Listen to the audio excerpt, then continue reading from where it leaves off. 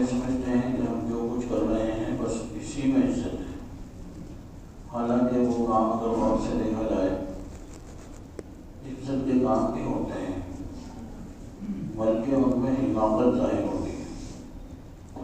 ایک مرتبہ ایک جگہ جانا ہوا، الیکشن سے فارغ ہوئے تھے، تو کچھ لوگ کہنے لگے کہ صاحب ایک صاحب ہیں جو بڑی محبت سے بلا رہے ہیں، بھائی چلو۔ انہوں نے بلایا تو وہ بیچارے الیکشن ہارے ہوئے تھے۔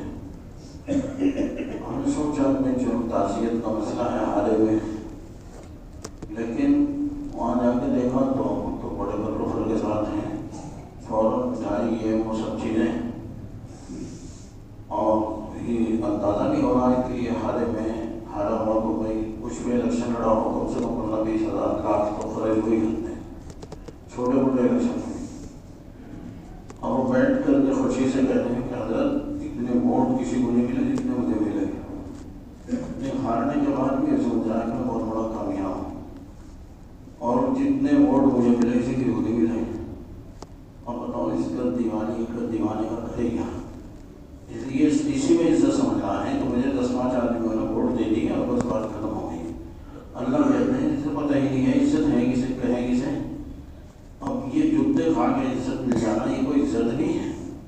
یہی پیسے اگر نیکی کی راہ پر رکھتے، 20 لاکھ میں وہ کوئی اسکول بنا دیتا، کوئی قوم کے لیے کوئی کام کر دیتا، 20-25 لاکھ میں نسلیں یاد رکھتی، تو یہ عزت کے کام تھے، یہ عقل مندی کی بات تھی۔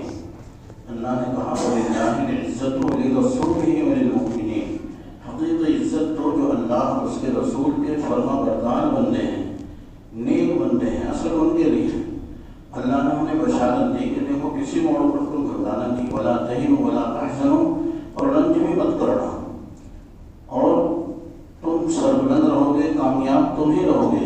ان کنتم مؤمنین، شرط یہ ہے کہ تم اللہ اور اس کے رسول پر ایمان اور اس کی اطاعت فرما برداری کے ساتھ زندگی گزارتے رہو۔ تو اللہ تعالیٰ نے ہمیں کرم فرمایا ہے کہ ایمان کی دولت سے ہمیں اس نے نوازا ہے، اور یہ بہت بڑی نعمت ہے، دنیا کی نعمتوں میں سب سے بڑی نعمت ہے۔ اس لیے کہ جس کے پاس ایمان نہیں وہ ساری دنیا کا بھی صدر بن جائے، ساری دنیا میں اسے قرضے میں آ جائے، تب بھی کہاں تک اس کے ایمان چلے گا بھائی؟ موت اس کی سلطنت کہاں تک چلے گی؟ موت تک چلے گی، اور موت کے بعد پھر اگر ایمان نہیں ہے تو موت کے بعد پھر ہمیشہ ہمیشہ کی، اور وہ زندگی جس کی کچھ پتہ نہیں ہے کب ختم ہونے والی زندگی کی، ہمیشہ ہمیشہ کی زندگی ہے، وہاں پھر ہمیشہ ہمیشہ کے لیے وہ ناکام ہو گیا۔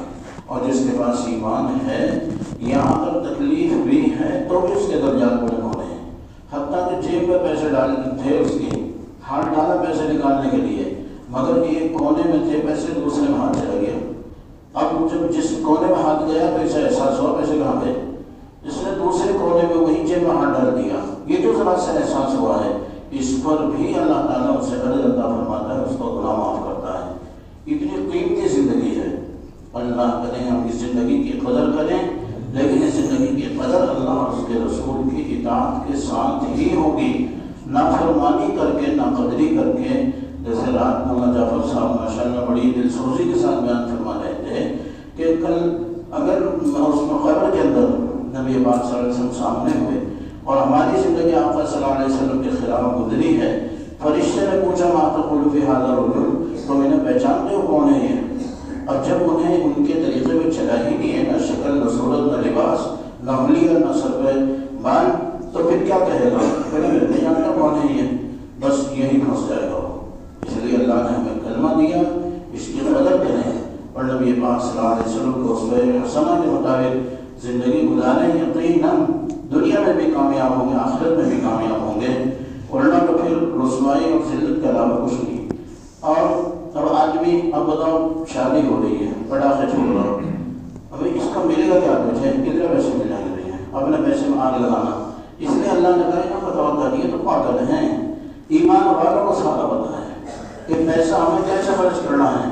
اب رات ہی یہاں پروگرام ہو رہا اور سامنے شادی، اور ایسے پٹاخے چھوڑ رکھتے کہ بات کرنی مشکل ہوگی، بیچاروں کی بندہ سماجت کرے، اللہ کے واسطے چھوڑ دو، شاید آپ ان کے ختم ہو گئے تھے اور بیچاروں بات مان لی، اللہ جزائے خیر دے انہیں.